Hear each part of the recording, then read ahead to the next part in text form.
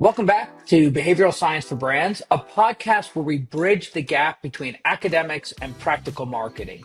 Each week, we sit down and go deep behind the science of some of America's most successful brands. I'm Michael Aaron Flicker. And I'm Richard Shotton. Richard and I are excited to share that our biggest collaboration yet is coming out September 30th, 2025, and it's called Hacking the Human Mind. So the book dives into 17 brands, one brand per chapter, and we look at about 35 different behavioral science principles that are responsible for the success of that brand. We wrote it to be practical, insightful, and hopefully fun to read. Robert Cialdini said he couldn't put it down. And Rory Sutherland called it a book for the ages. And the idea for the book came from this podcast. Because of that, we thought that over the next 2 months, we'd pick three of our favorite episodes of brands that we originally featured because we were fascinated by their use of behavioral science. And then, in a bit of shameless self promotion, Richard and I said, what if we told our listeners why we loved creating the episode in the first place, then tell you how we built it into the book, and then represent the original podcast that we recorded to help spark your interest in the book, just like it sparked ours. So today we're starting with Dyson, and our original fascination with Dyson started with how they are just amazing innovators as a brand, and specifically how they helped revolutionize household appliances all the way from product design to brand marketing. And they really are leveraging a number of behavioral science tactics. So, Richard, can you help bring everybody in a little bit? Yeah. Top line, what did we talk about in Dyson, and how did they use the illusion of effort to help set some expectations? So in the podcast, we are very much focusing on how Dyson use the principle of illusion of effort in its copywriting. So what they do again and again as a brand is reference the amount of prototypes they went through to get to the bagless vacuums. They talk about this 5,127 prototypes. So in the podcast, we talk about a couple of principles that are being used here. Precision. They don't talk about 5,000, they talk about 5,127. We talk about why that's so important, that precision.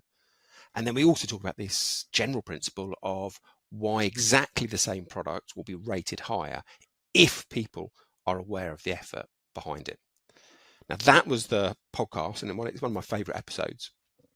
But in the book, we take this quite a lot further. So yes, we give lots of detail about those experiments, but we also look at how this illusion of effort can be applied, not just in copywriting, but in design. And there's some brilliant work by Ryan Buell. We also go off and explore some of the very latest research by people like Kobe Millett, which is what you need to be thinking about if we are using AI in your products. Because often if you speed up the process of generating a product, it can often backfire in terms of the illusion of effort. So we talk about why that's an issue, what you can do about it. And then the remainder of the chapter in the book, it's very much about Dyson, James Dyson, the inventor this time, his suspicion of market research. So a lot of interviews that he's been in, he's talked about his deep cynicism towards focus groups and surveys. And in the book, we discuss why there's some truth to that, and then also what you can do instead as a marketer. Because really, it's no use knowing that claim data is problematic. You need an alternative. And we talk about how you do experiments, how you do monadic tests, lots of very practical ideas people can use. Of all in the book that we cover, that section on what you should do if you are suspect of claim data, really, to me, gave us a lot to talk about, and hopefully the readers a lot to take away. Yeah, absolutely. So coming up now is our replay of episode 13, how Dyson uses the illusion of effort to set expectations of excellence. And remember, Hacking the Human Mind is coming out September 30th, wherever books are sold. Reserve your copy now on pre-order at Amazon by searching Hacking the Human Mind. Thanks so much for your support. And now, happy listening.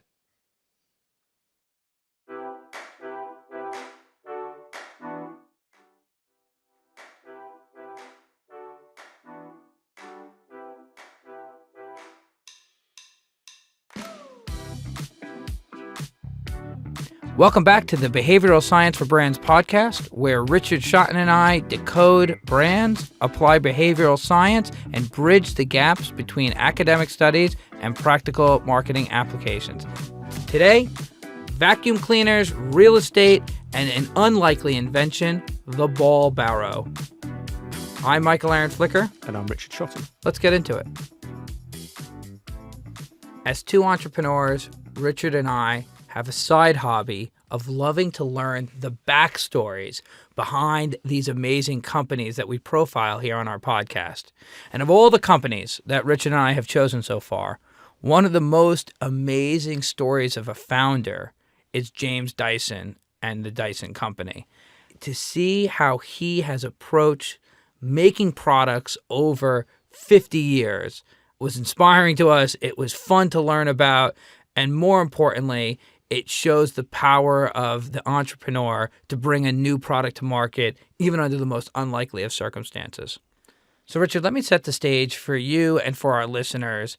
It's 1970. James Dyson is just finishing his stint in university in the United Kingdom, and he's working on his first invention, this amazing device called a ball barrow. Sounds like a wheelbarrow, but instead it has a big ball at the front instead of a wheel.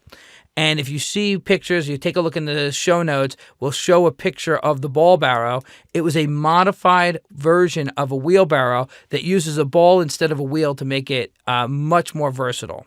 And this is a first of its kind product that's meant to make gardening much easier and leverages that famous ball that we all have now seen in a Dyson vacuum today. So while his ball barrow isn't a hit right away, it's a lot of fun to look up and see. And as he's continuing to work and think about things to invent, he gets his first vacuum cleaner. It's called a Hoover Jr. And him, and like apparently everybody else in the 1970s, he gets frustrated by every time he uses it, the more he uses it, the less suction it would have. But Dyson is the first person who empties the disposable paper bag and tries to restore the suction by pulling out all the dirt and debris on the insides. But what he realizes is, even if he removes all the debris, it still doesn't increase the suction. And that's because the fine material mesh on the inside of the bag gets clogged up and it can't be cleaned. So he realizes, is there a way to bypass the bag altogether? Is there a way to use a cyclone to extract dust without clogging the machine? And if he could do it without using a vacuum bag at all. His first version of building this vacuum cleaner is constructed in his house using cardboard, sticky tape, and he connects it to his Hoover vacuum with the bag removed to see if it can work. When he shows it to others, they say if it was possible to make a better, stronger vacuum cleaner without a bag, why wouldn't Hoover or Electrolux have already invented it? Undeterred, he goes into the back shed of his house and he develops 5,127 prototypes between 1979 and 1984 to get to the vacuum cleaner that we all have known and seen today.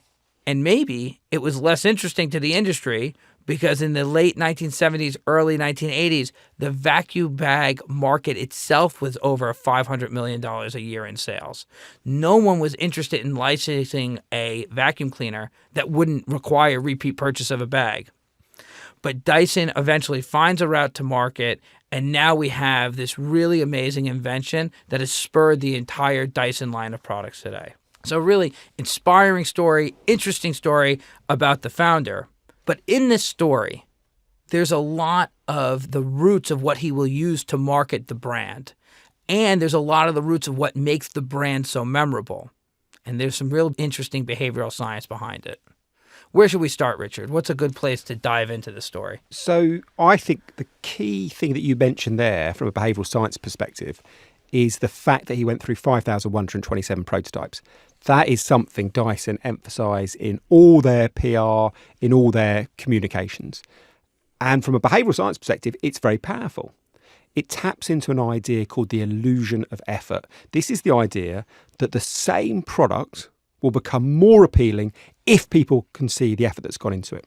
That's not speculation. There is a 2005 study from Andrea Morales at the University of Southern California. She goes out, recruits a group of people who are all in market for a flat. She gives people a list of 10 flats that meet their requirements. And sometimes she says the realtor took 1 hour to get this list together and they used a computer. Other times she says the realtor took 9 hours and they pulled this list together manually. So clearly there's a lot more effort in the latter than the former. Exactly.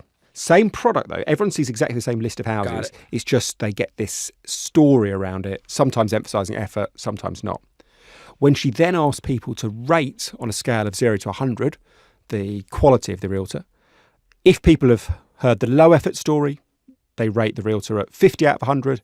If they've heard the high effort story, they rate the realtor at 68 out of 100. A 36% improvement in ratings based on the amount of supposed effort that went in rather than the absolute and objective quality of the product. A 36% increase, not having anything to do with the results, only with the perceived effort. Yeah. Why does Morales say this happens? So she says that maybe what we should do as people is judge the quality of a product by its inherent characteristics. But she says, actually, that's quite hard. Working out if a product is high quality or not involves a lot of effort. And her argument is that often when people are faced with a complex calculation, they replace that with a simpler calculation that is almost as effective. People prioritise ease over accuracy. And in this scenario of the realtor, the simple question is not to weigh up the brilliance or not of the properties they've found. It's to think, did they put much effort in? And people use that as a proxy question. So her argument is, as a brand, you need to be more transparent about the efforts you go to. She says most brands go to huge efforts to create a great product, but what they often fail to do is tell the audience. Brands labour under this misassumption that the quality of their product will speak for itself. That's false. You need to let people see the efforts that you've gone to. Pull back the curtain, let people see the effort. So it happens to be true that Dyson did 5,127 versions of this vacuum cleaner, and they feature it in the ads. But even if you don't have a James Dyson as an inventor and a serial entrepreneur, you could still show effort. Yeah. In your own way for your own brand. Absolutely. So there's lots of other different ways to apply this. Other psychologists who've experimented in the area, people like Buell and Norton, and they've run a couple of studies that I think are useful. Firstly, in 2017, they looked at restaurant design, and they showed that if people were in a seat in a restaurant where they could see into the kitchen, they would rate a dish 22% better than other people in the restaurant who couldn't see into the kitchen. Amazing. And I think this one is interesting because everyone knows there are chefs at work. All you've done is make that work more visible, more obvious, more salient. So it's not that there was some amazing backstory like with Dyson. This is a much more everyday experience, but just letting people view the kitchen, see the efforts going on, you'll appreciate the product more. The other study that I think is fascinating from them is an e-commerce one. So here, it's a slightly older study, 2011.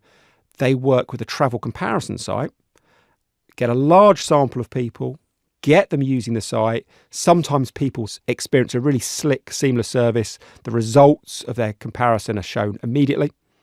Other times, on that results page, they slow down the page and they put a couple of seconds delay in. While there's the delay, they have a little circular bar going around saying searching Alitalia, searching Delta Airlines, searching British Airways. Now, for those two groups, they question them on how happy they are with the results. Mm-hmm.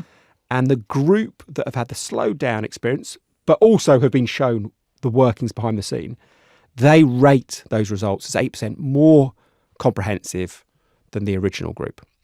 So even in your website design, by being very, very clear about what you're doing at any moment of delay, you will improve the customer experience. Man, I'm sitting here thinking about our conversation, and a lot of times we say, how can we apply this for our brands in the marketplace? But this takeaway feels like there's such a big application for how we all show up as professionals to our bosses, or how our agencies show up to the brands that they're engaged with. you may have gotten this idea in 10 seconds or 10 hours, but the illusion of effort that it took, diligence and time and energy, will make it 36% more likely to be received better. Yes, and there is a danger here, isn't there? The better you are, sometimes the quicker you can be. And therefore, you are less likely to be using this illusion of effort. In fact, there is a lovely Dan Ariely, who's at Duke University. He has this lovely anecdote. He says one night he was out, gets speaking to this really old locksmith, and the locksmith tells him about his career. And the locksmith says something that at first is quite puzzling. He says, well, look, when I was starting out in my career, when I was 16 and I was pretty awful at my job, I would go to houses, I would fumble around the lock, I'd often damage the lock, it'd take me ages. But bizarrely, I was given these very large tips. Now, I'm an expert. I've been doing this for 40 years. I turn up at a house, I can whip out the lock, get a new one in, never damage the door. I'll do it in 2 or 3 minutes. But people are disgruntled and I get smaller tips. Because what people are doing is falling for the illusion of effort. They are not judging him on the quality of his service. That's getting better. They're judging him on how long it takes, and they are disgruntled that he is charging a reasonably large amount for a few minutes' work.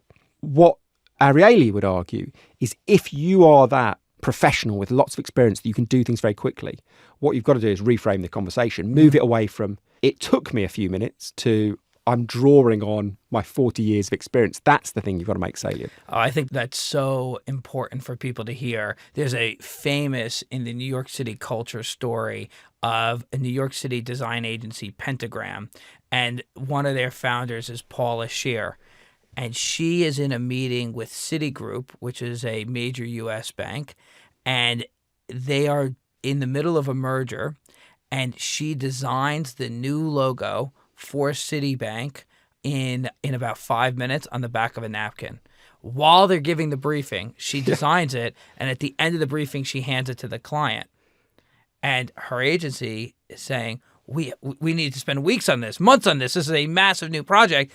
And she says, I'm making up the years, this design took me 33 years and 5 minutes. Yeah. So the concept is you're paying for all of her experience, all of her time, and then the sketch that became the winning Citigroup logo. Yeah.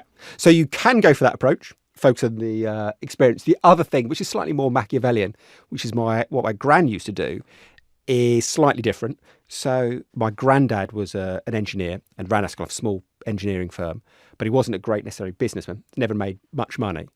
He died quite young, and my gran took over, knew nothing about engineering, but was a far better business person. What my granddad used to do was super good engineer, fix the cars in half an hour, ring up the client, tell them the car's there. Just as Ariely says, they were pissed off that they had to pay this bill and they'd hardly had time.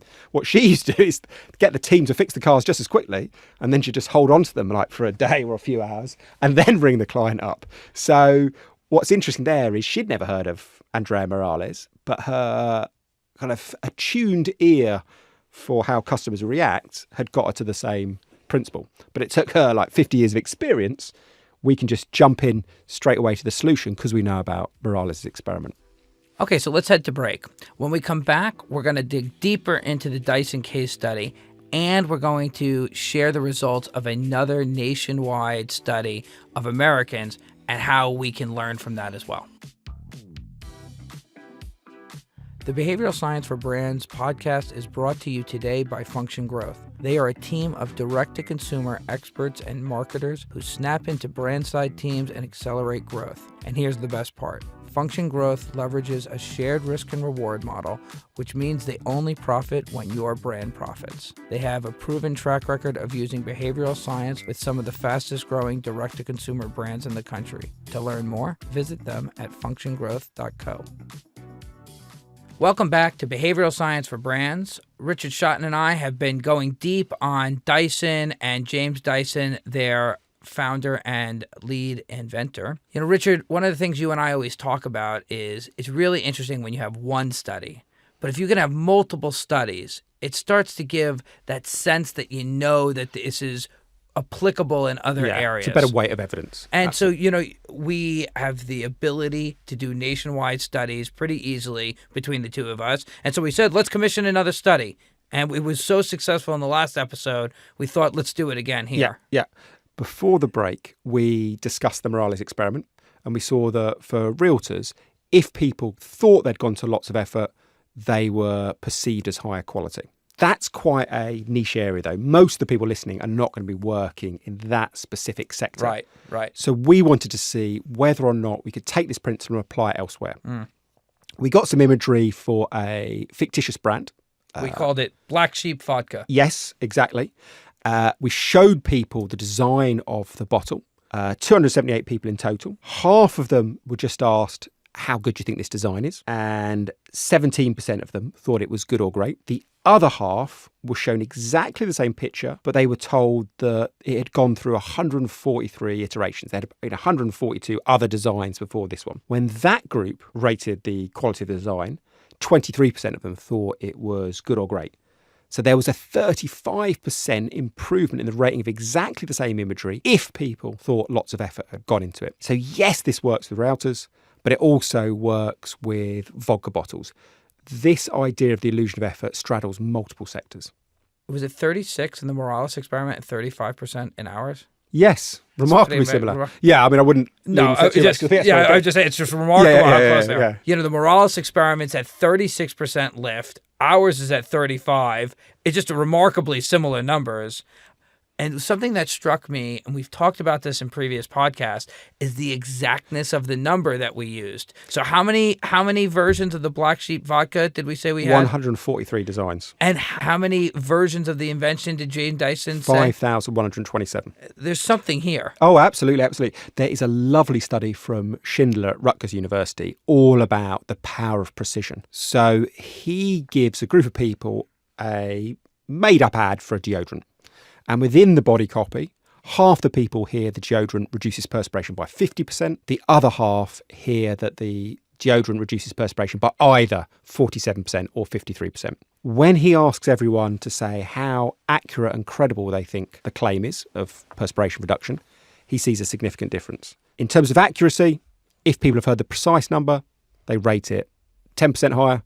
If they ask about credibility, the precise number is rated as 5% higher. So what he is arguing is that when we hear rounded numbers, we're suspicious. We think they're being made up.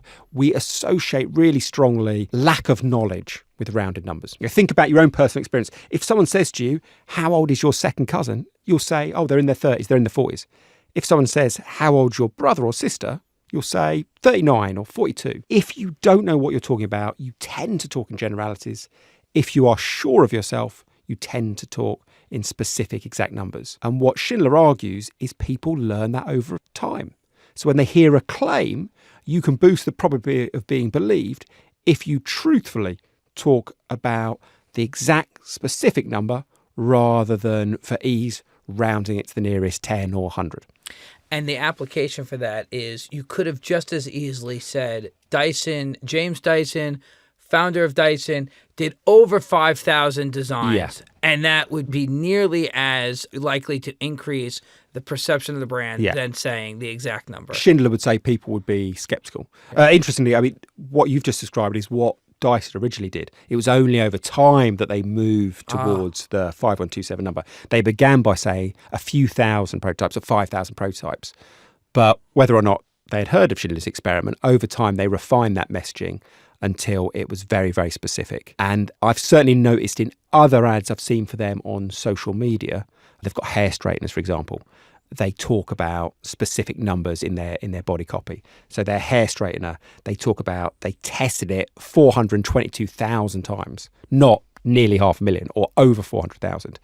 Yeah, I think they have very cleverly and astutely applied this principle of precision. And super easy for you to do it as a marketer. Just as easy as using a round number.